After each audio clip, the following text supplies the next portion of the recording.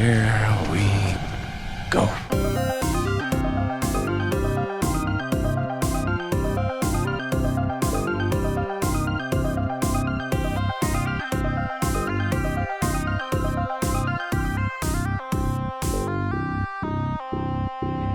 Welcome to Air Capital Comic Con. We are What the Fanboy. My name is Luke, and this beside me is Mr. Tyler. As always, I am Mr. Tyler, and this is the beautiful rainbow kitty, Brett Eitzen. Thank you, Tyler. Normally not introduced as a rainbow kitty, but today I guess I am. So It's a new name. Why not? Ian gave me the idea. Thank you, Ian. We've got a little bit of an audience today. Some people who I know listen regularly. Some new faces, so thanks for checking us out. Your mic sounds quiet. I know, but you guys can hear me? Brenda says I need to be louder. Okay, well, once again, we'll just go adjust it. Why not? It's a normal occurrence. We'll do it live. We're doing it live. We're doing it live. So while Brett Murphy's does Law, that- it's going to go wrong. Oh yeah. While Classic. Brett does that. Sound guy. I thought that was you. Yeah. What did we hire you for? Oh, yeah, YouTube. It's worked so far. So while Brett does that, Luke, what have you been up to? Oh, I've been doing a lot because Disney Plus came out, and I'm a sucker for Disney. Been watching everything I can Star Wars related. Mandalorian, Star Wars Rebels. I love it. Only Star Wars related? Pretty much, yeah. Anyone else out there in the crowd get Disney Plus? Watching anything? Are you liking it? Thumbs up, right? Yeah? Yeah. What have you watched? Okay, I watched that too. That's pretty good. I thought those dogs were funny. I really like that. I haven't watched that one yet. I haven't Check it either. out. I've just watched The Mandalorian. That's a good choice. It's a good one to start with, I think. Yep. Especially if you like Star Wars like I do. What else you been doing? That's pretty much it. That's pretty much it? Yeah. You usually do like. I used to do a 5,000 lot things. more, but we only have an hour, so I don't want to take up the entire hour. Since Luke covered Disney Plus, I'll cover Pokemon for us. Yeah. I've been playing Pokemon Shield. Big Pokemon fan. They've done a good job of really bringing in a new audience, but also keeping the old audience pleased, which has been really fun. How's it going, Ryan? Hi, Ryan. Ryan, come hang out with us. We're peer pressuring people into watching our show now. That's awesome. That sounded good. Brett, what have you been up to? I have not been getting ready for the show today, honestly. Like getting our booth ready and Have you slept? no. What is sleep? I've forgotten. Sleep's overrated. Yeah, so anything that you see here that looks super nice Brett did with it. us, yeah, that was Brett. Brett does everything. We just show up. We try and figure it out along the way and take all the credit most of the time. Sounds good. But thank you for doing all this awesome setup, Brett, and getting us here. So Absolutely. Thanks for being our impromptu sound guy. No problem. I put, So there's a few news stories we definitely wanted to touch on. yeah. One of which we talked last week about Andy Serkis playing Alfred in The Batman. Yeah. That was confirmed, Tuesday? The day after our show? Yeah, day after our show.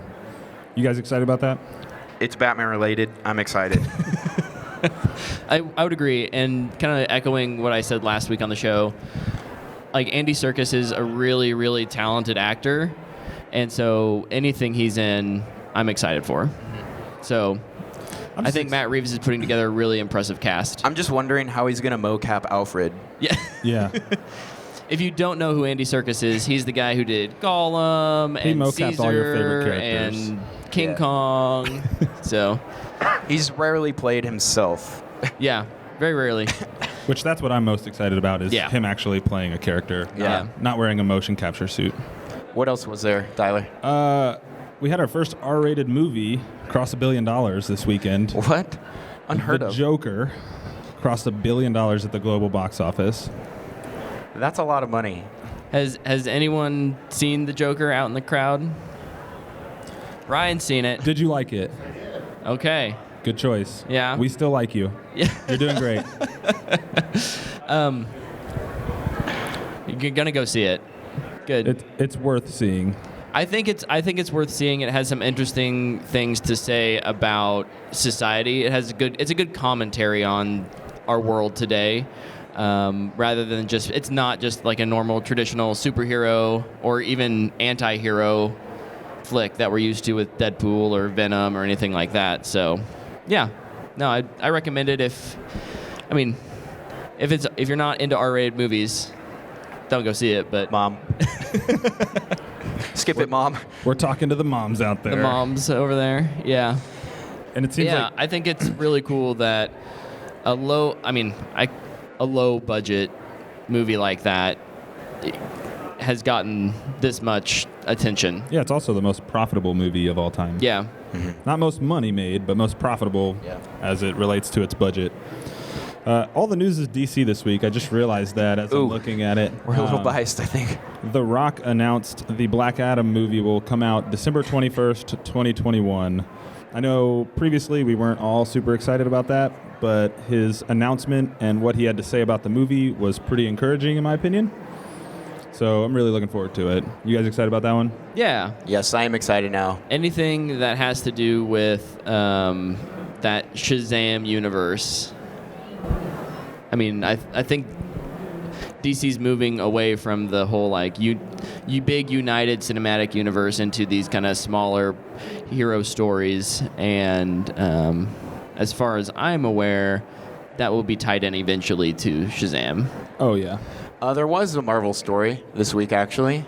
They announced 5 more movies for their future slates in their 2021 and 2022. 2 and 2023. So if you're tired of Marvel movies, There's more. you probably there's don't more. like this, but I don't know who's getting tired of them. Anyone getting tired of Marvel movies? No? Okay, good. Lots more to come, so that's exciting. Did they announce titles or just dates? No, just No, dates. but they've kind of announced some of those titles already. We know that Black Panther 2, Guardians of the Galaxy 3, Captain Marvel 2. those are in the pipeline, Yeah. so probably some of those for Yeah. sure. I'm just waiting for live action Miles Morales and I'll be happy. But I think that's a lot of the news from this week. There was one big in the streaming. So Oh yeah, there was. we talk about the streaming wars since everyone's got their own streaming service now. With Disney Plus being as big as it's been and as big as it will be, Netflix has partnered up with Nickelodeon to Oh, that's bring right. lots of kid-friendly content to Netflix. So I think that's an interesting, I won't say power move, but Netflix has definitely been the market leader. And so, Definitely the ones that kicked it all off. yeah. If SpongeBob gets put on Netflix, I'll be happy. Get ready for that Squidward spin-off Oh series. yeah, that was announced too. On the tail end of that. SpongeBob. Don't come into the mic. Any other news stories? I don't have any. We kept it kind of light this week because time we want constraints. to get to the meat of Meat of this the week's episode. episode, which is going to be Luke, announce it. We decided we all love movies. We talk about movies most of the time, and the decade is coming to an end. Is it really? It is. We're gonna move into 2020 here soon. That's crazy. Where'd it go? So we thought we'd discuss movies from this decade that have really influenced filmmaking or decisions that are going to be made in future movies from now on. Yeah. Movies that have had a really large impact moving forward. So, that being said, Brett, My screen isn't always on, so I keep having to unlock it. Just use your face. So one that came to mind immediately for me is Mad Max Fury Road.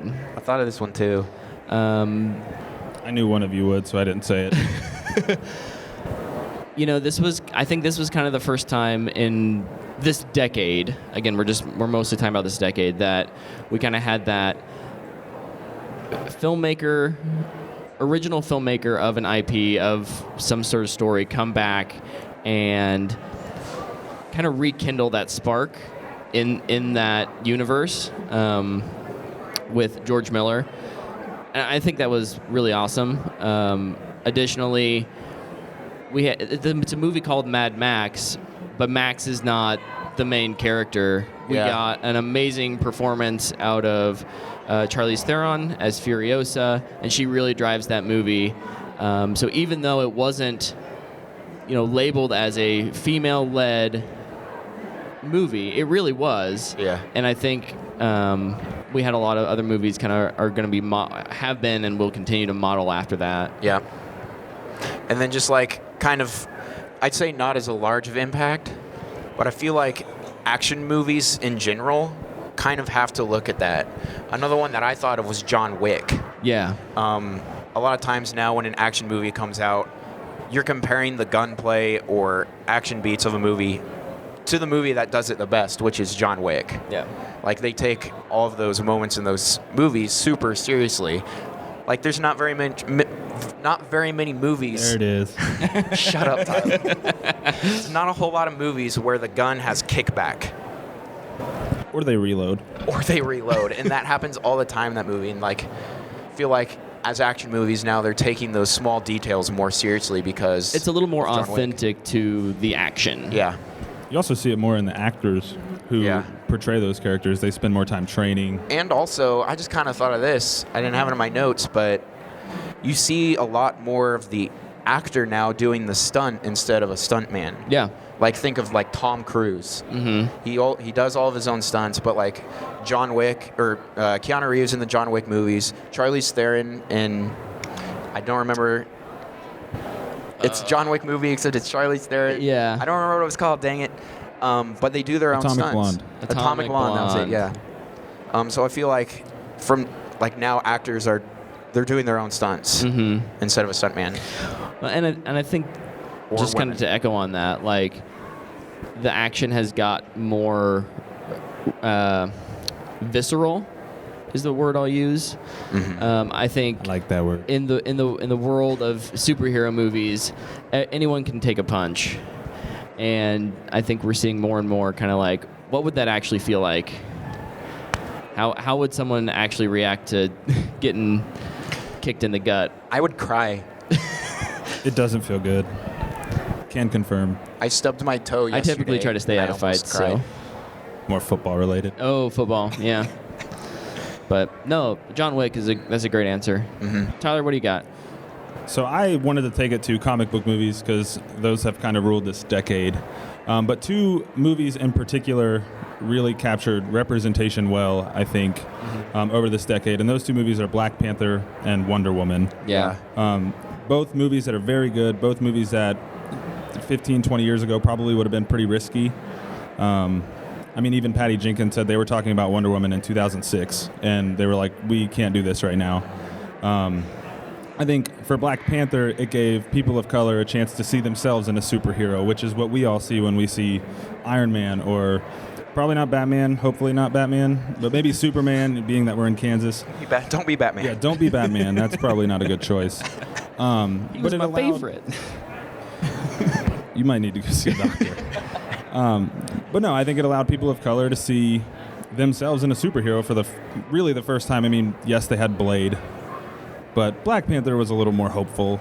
It made $1.3 billion. Well, it's a Marvel movie. It had an audience. Yes, it had a great audience and had a good awards push. Yeah. Which was really good for superhero movies in general. So huge impact for that whole industry.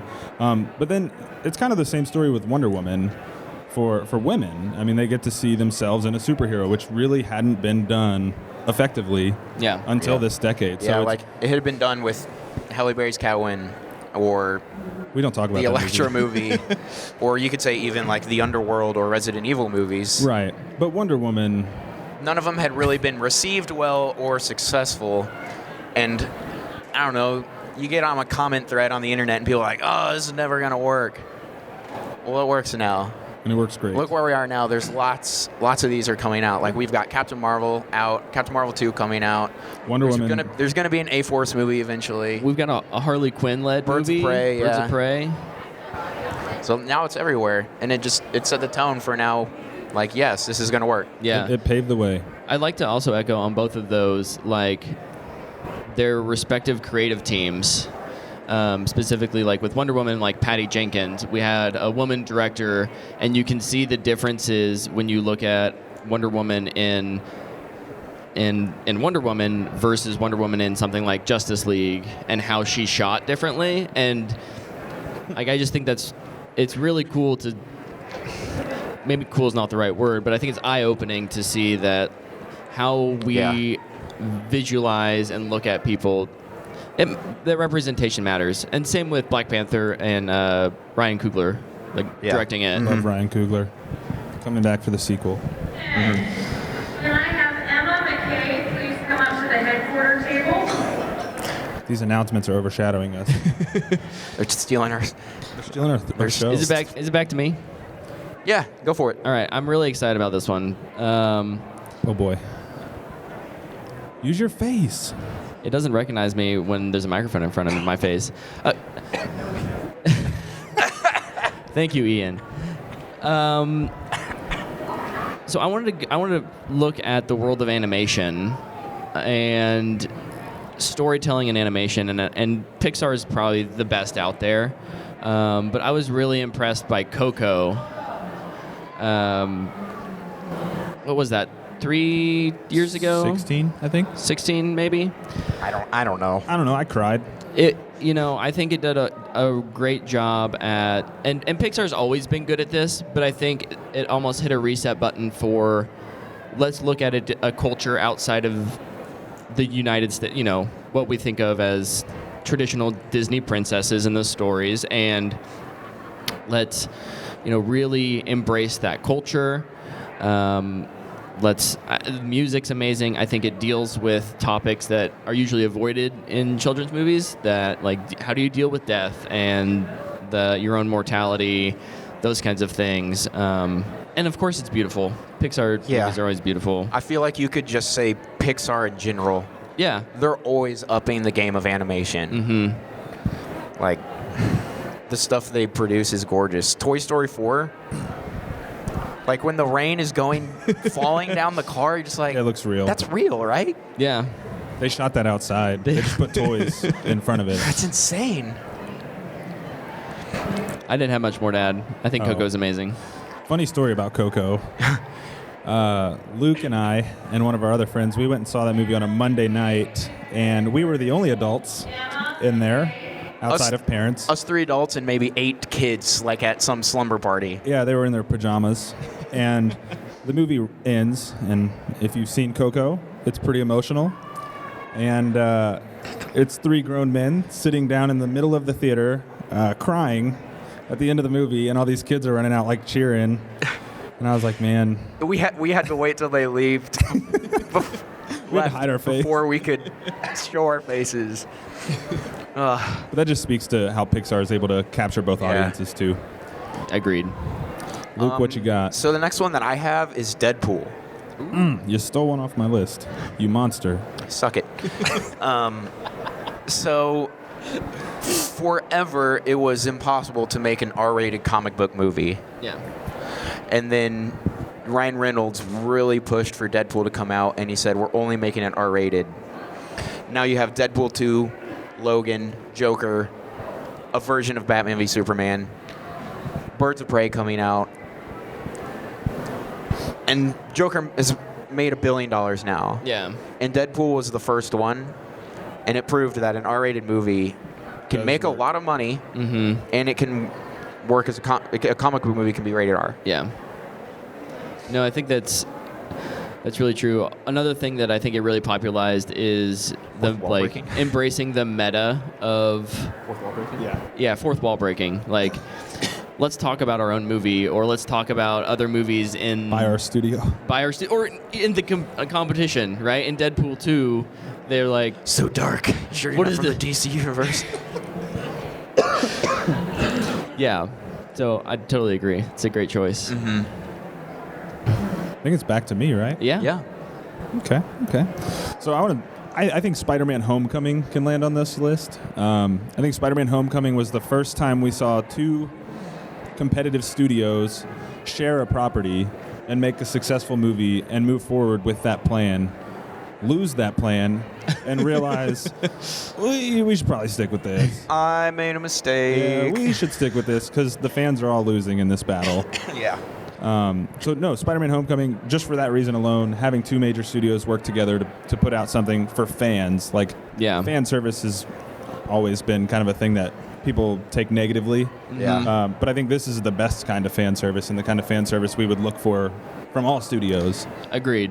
When you've got a movie that is this, or at this point, two movies that are so well received, at not only at the box office but critically as well, I think it's important to acknowledge that teamwork is good, and you shouldn't try and just stick it to the man so you can get a few extra dollars. I mean, it's the man versus the man, but Use the buzzword synergy. People like that word. ooh, Synergy. that's the word of the day. Oh boy. Do we ever have synergy? No. That's what makes our podcast special. You have all the synergy. Luke and I just show up as noted. The other thing about not Spider-Verse, Far From Home or Homecoming, I think is just I think I know what you're going to say. Sorry. no. I want to okay. Were you going to Prediction talk time. about how it's like the first movie in a series, but it's not exactly an origin story? Yeah, Because that's a cool trend. No more origin stories. I get For a that. bit. I get that. Every once in a while, you need to kind of reset and understand that there is a new audience who hasn't seen enough of a character to really understand where they're from. Origin stories are good once every 10 years. You need an origin story for Doctor Strange. Yeah, or characters who you haven't seen on the big screen. Batman? No. We all know Batman's origin story. We're all aware. We don't need to see it again. I don't know it. Can you tell me it? You have Batman on your lanyard. I got all the DC. You should tell me all their origin stories. Nope.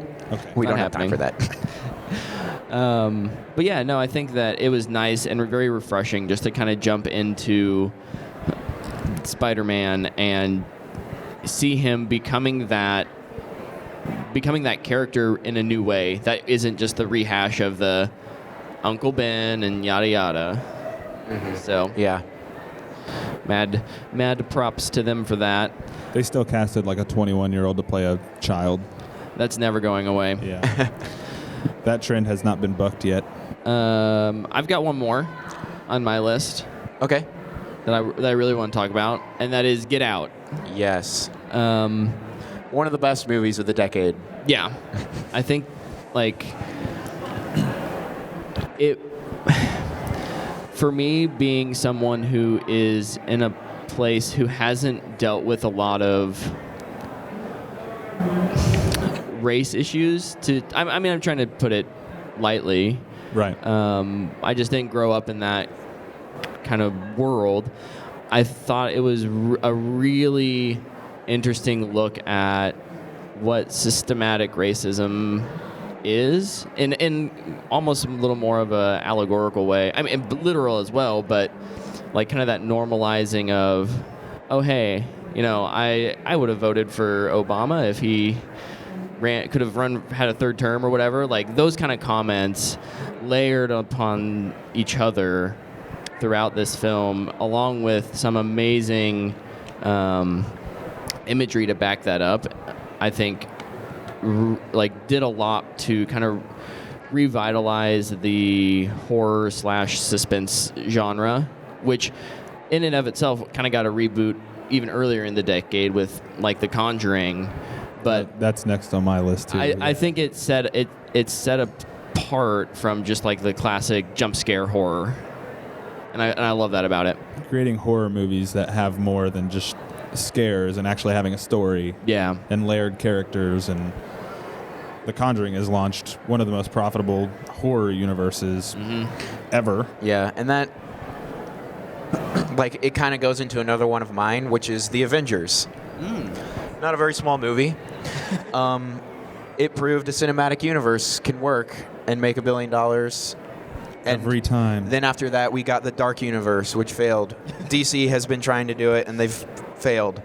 The Conjuring has kind of done it.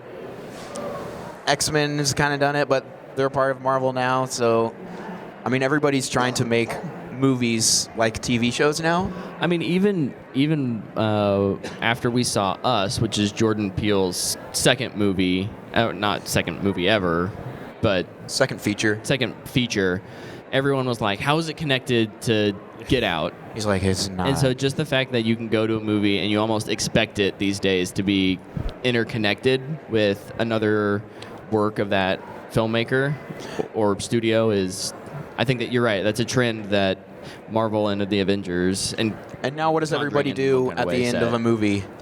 Oh. They watch the credits because of the Avengers movies. Who all and when sits, who all sits through the credits now to see? Yep. Yep. We do it us And too. now when there's not one, people are, what? Why is there no post-credit scene?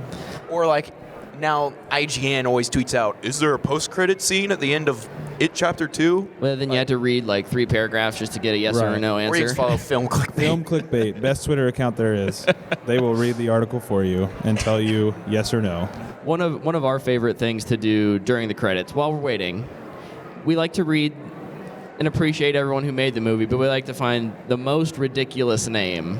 Yes. So next time you're there waiting for that post-credit scene, there's some fun names out there. Yeah, there is. There's also some great titles for people's roles in movies, like Best Boy. Yeah. Oh yeah, they're not wrong when at like the end of the movie they're like, don't pirate this. It's it helps support 10,000 jobs. Like there's a lot of jobs, and some of them are kind of funny. And good music during credits. Typically, there's Usually good always. music in the credits. Did you guys have any others? I kind of got some honorable mentions. One being Guardians of the Galaxy. I feel like everybody's kind of copying that tone and the stylish use of music. Mm-hmm. But like now movies are like, oh, it's going to be this universe's Suicide or Guardians of the Galaxy, like what they said with Suicide Squad. Or, Yeah. Like I feel like, oh, it's this universe's Guardians of the Galaxy. It's this universe's Guardians of the Galaxy. Yeah. Well, those team-up movies, I think for a long time people avoided them just because of how complex they were. The only one who really didn't avoid it was X-Men. Yeah. Yeah. X-Men always Just did. straight and up. you had some like, Ocean's 11. You had some kind of like, typically they're heist movies, and you've got a cast Superstar of cast. superstars. No, absolutely. And here they're like, here's this guy you may have seen in Jurassic World, Chris Pratt, and you know him from Parks and Rec, and then a wrestler, Dave Bautista, and I guess invisible, Zoe's though. pretty big, was pretty big at that point, but a Groot, oh Groot, A Vin Diesel. Starring a Vin tree. Diesel and Bradley Cooper. Mm-hmm. So they had some decent names attached, but no, I would agree with that. That was definitely the movie that came out of like left field, though. Yeah. Like nobody expected that to be good, except for the people that were a part of it. Then my other honorable mention is Inception. The use of still using practical effects, being really big. Nolan is a huge guy about that. Mm-hmm. But then also, Hans Zimmer introduced the boom in the soundtrack. Now everybody does it. Kind of like Junkie and his drums. Yeah. Lay off the drums, Junkie. Jeez Louise, it's getting out of control. I think another one we've talked about is The Force Awakens. Yes. And kind of like these sequels that come 20 years later, diving back into this universe with a whole new cast of characters. That's becoming more popular. I mean, Star Wars obviously has the easiest gateway into that, but Yeah. there are other universes that will be doing that. I'm sure at some point 40 years from now, Marvel will be doing that, where we'll see Chris Evans as an ancient person. I think it coming also redefined what a blockbuster movie is, because at this point in time, if like the bar for monetary success has been set to $1 billion. If your movie doesn't make $1 billion, You failed. that's not true. You don't have to make $1 billion, but that is That's kind of social the media's Just make a the good social movie. media voice. Yeah. But this year alone, Disney has 4 already, 5, and they've probably got 2 5 more. with one more coming. At least 1, maybe 2. What's the other one? I think Frozen 2 could make $1 billion. Oh yeah, Frozen 2. I hope not. So yeah, I just think for The Force Awakens and kind of redefining what a blockbuster is. And you can maybe make the case that Avatar did that first, but I think that was such a That was in 2009, so we can't talk about Yeah, it. that's right. We're talking about this decade, Brett. Oh, you're right. My bad. Refraining from making an old joke. Oh, yeah. I am the old man on the podcast. He is. We've talked about some movies, but there's some other things this decade that have really impacted their landscape. One huge one is Fortnite. Oh, in the gaming world. In the gaming world, Fortnite has completely changed the landscape. Love it or hate it, you have to admit that Fortnite has really changed everything. Everything. The way people roll out content, the way people free games. Yeah, free to play more popular on now.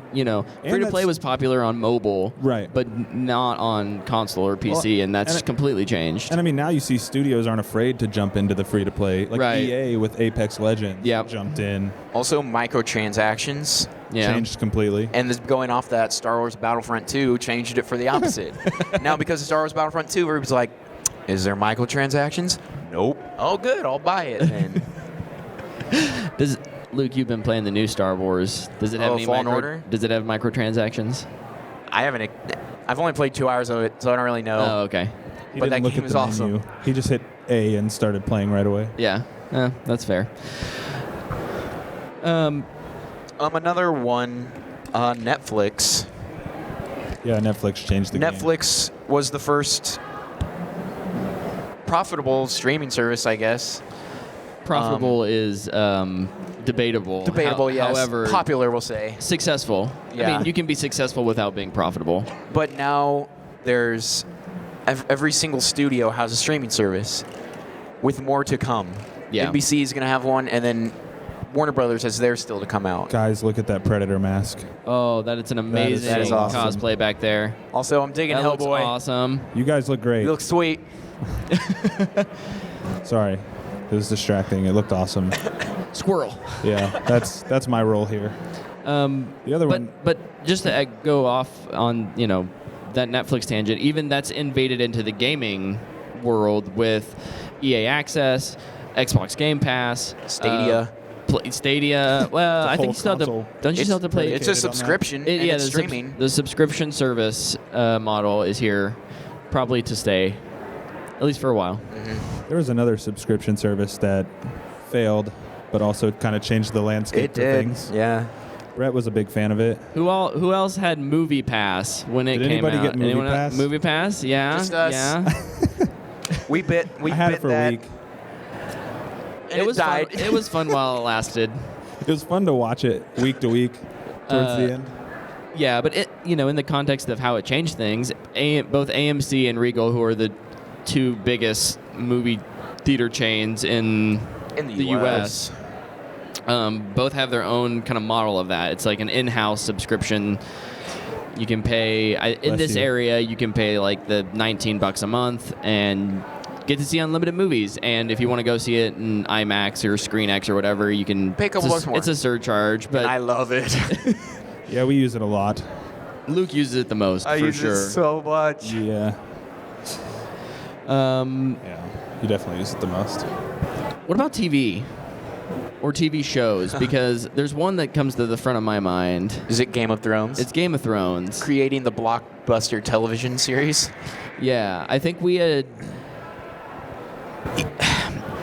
in the age of streaming, I think shows like The Office or Friends have kind of dominated as these like cultural touchstones that we can go back and rewatch, and we lost that week-to-week interaction at the water cooler It brought talking it back. about a certain show. Oh my gosh, did you see who died this week? Every week. I was going to say every week. Every week. So shout out to Game of Thrones for doing that, even if they kind of slipped and fell at the end. Yeah. Slipped and fell is a nice way of putting it. We'll be generous, merciful. There's another show that spawned a series of shows. Yeah. And I think kind of ushered in superhero television as a whole, and that's Arrow. Yeah. Yeah. Regardless of how you feel about that show, whether you like it or not, or the shows that have come from it, Arrow was kind of the opening act for everyone. Arrow brought The Flash in, Arrow brought in Supergirl, Legends of Tomorrow.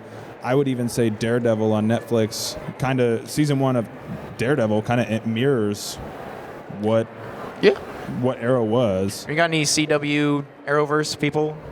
Anyone? Yeah, nice. We got one. I'm with you. I like that stuff. You don't like it? That's okay. It's almost over for now. But no, it just did a really good job of opening that door for TV shows and superheroes. Yeah. And I'm thankful for it, personally. Absolutely. Yeah. Absolutely. I can't think of anything else. Okay, so real quick, anyone in the crowd have anything, movies, video games, comics, TV, that you feel like really influenced, I don't know, it doesn't even have to be the world, but like that stuck with you, that was influential to you? Or impactful to you. Impactful in any way. Anyone have anything?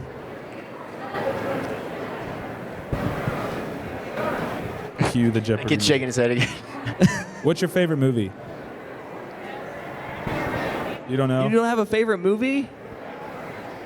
They're all good. Hey, that's all. That's My the way to wife look is at the it. same way. She just goes into and tries to enjoy everything, which I do think is, like, I think we live in an age where we like to yell about things. I hate this, and so therefore I must be loud about it. And also, my opinion is correct, and yours is wrong. Just sign a petition about it. Yeah. Already did. But all in all, I do think it is more enjoyable to enjoy things. Like if you go in with the mentality that like I want to like this, I think that helps. So I like your viewpoint. That's Thumbs the up way from to me. do it. Ooh, Thor Ragnarok. Complete I switch love of what it was. Ragnarok. Thor Ragnarok was one of my least favorite movies when it came out because I was not prepared for the tonal switch.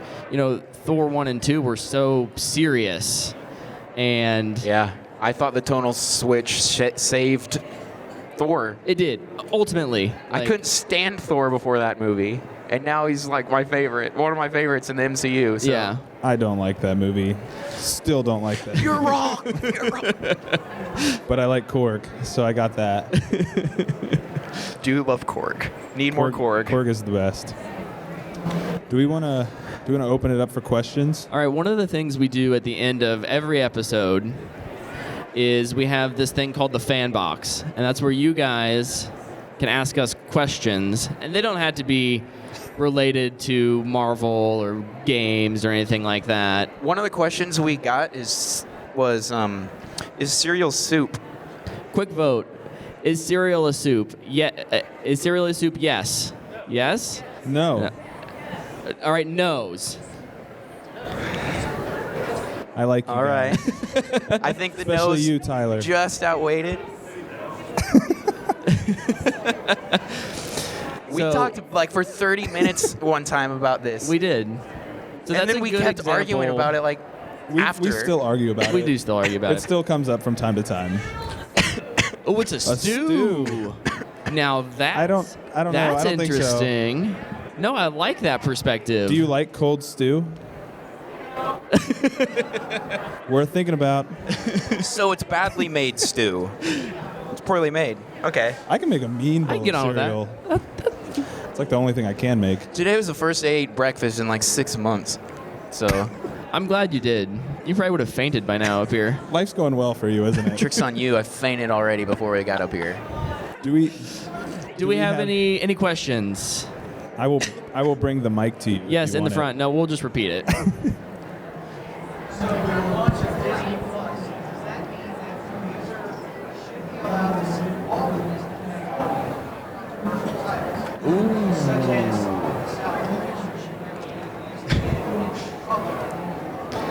So the question is, in light of the launch of Disney Plus, should audiences be able to see an entire back catalog, including things that might be insensitive or offensive,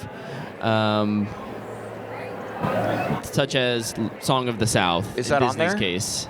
Is it on there? I don't think it's on there. Okay. Yeah. Okay.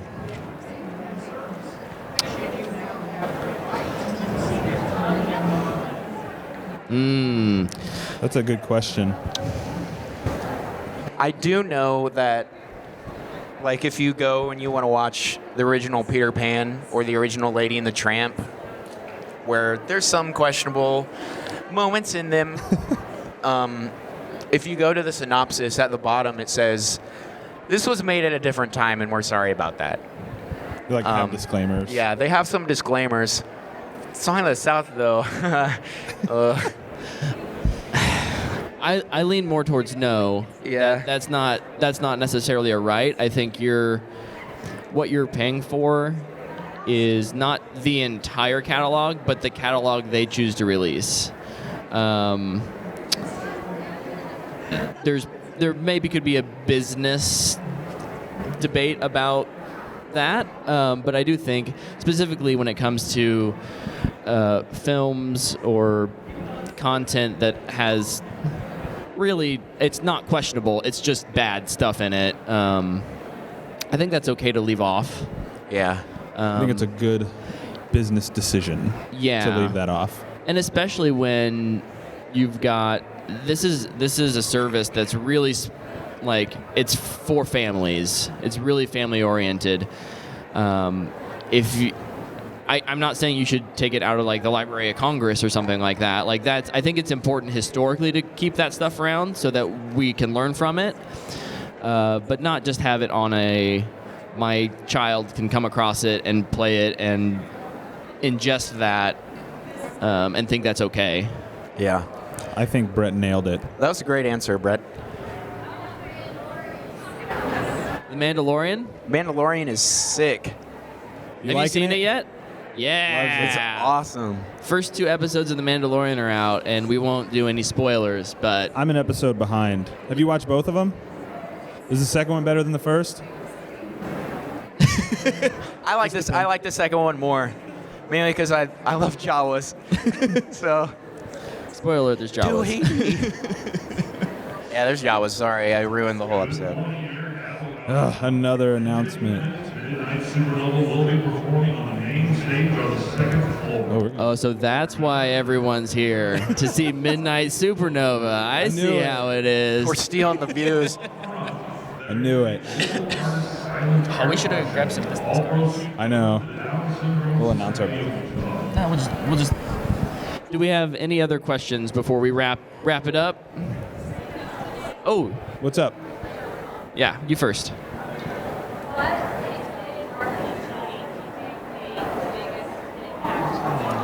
Oh, my. Biggest, I know my two like favorites. 8-bit specifically? Go And for you it, said Tyler. RPG? RPG. Oh. Yeah, Undertale's huge. Yeah. For me recently, I don't think I've played enough to give you a really good answer on that, but for me recently, I would probably say Octopath Traveler. I think it brought it back in a AAA way that hasn't been done in a long time. Another really good pixelated game, and it's not an RPG, I think, is Celeste. Yeah. In a game Celeste. that deals with Awesome. very important issues in a very fun way and challenging way, which the issues it deals with are challenging. And I think that game does a good job of capturing that. Yeah. But as far as, I don't know that there's anything that would rival Undertale right now that I can think of. And I think that's getting a sequel, isn't it? They're adding more. I know that more is happening. It's either with getting that. extra content or a sequel. Or a sequel, yeah. So that's a Which good is pretty question. cool. What's your favorite? Pocket Bear? Ah, all right. I've never heard of that. I'll have to check that out. That's a good question. That Any is a great question over question. here?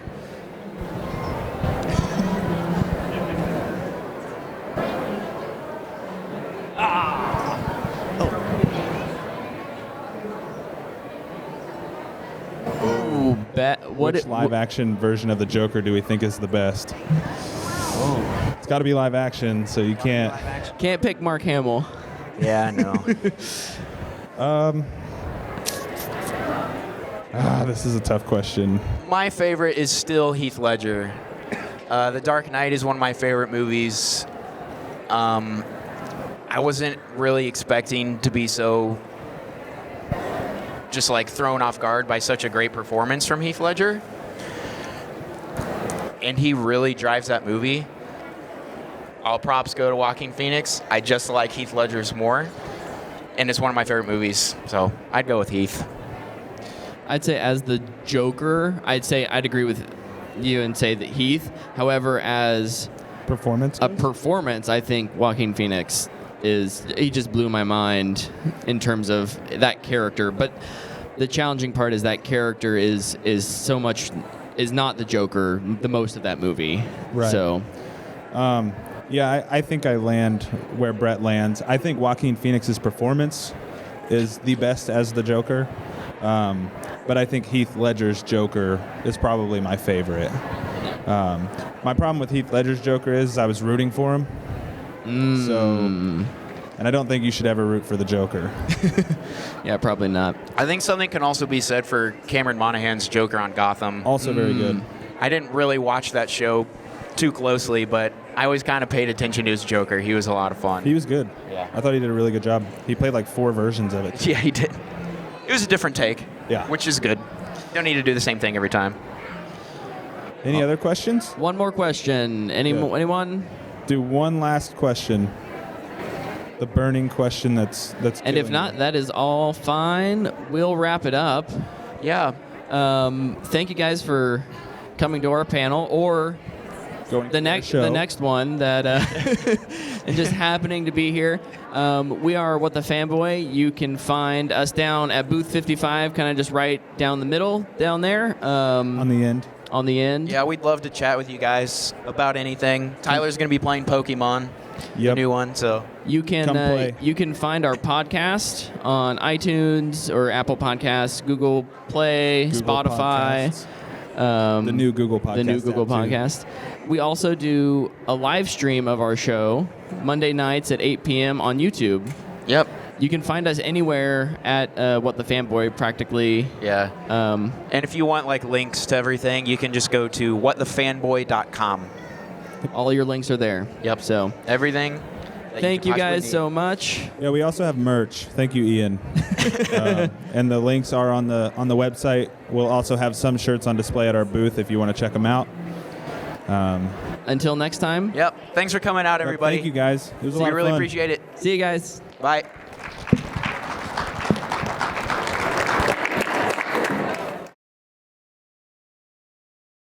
What's up, fanboys and fangirls? Welcome to Air Capital Comic Con. We're really glad that we can be here to do a live show for you guys. Thanks for coming out and listening. We are What the Fanboy. Here at Capital Comic Con, the What the Fanboy podcast is about ready to start on the main stage. We beat you. It's the first show of the day, so if you want to catch it, head up there now. Also, don't forget, if you have a costume and want to be part of the cosplay contest, We can't compete with this. sign up at the cosplay table up by the front door. And that is our intro. Do we need to be louder? We need to be a little louder. All right. That's all right. I got this. Fix it, Brett. This is a normal occurrence on We the must show, have jumped. too. We jumped the gun anyways. So. Yeah, evidently. Better? Okay. Is that better? You go. Better? Check. Check. English is my second language. What I'm hearing is that words are hard and we just need to enunciate. Enunciate. Luke, you need to take your normal speed and Oh, no. reduce it by about, what, 0.75? Oh no. I talk too fast. This is not going to go well. All right. Let's try it again though.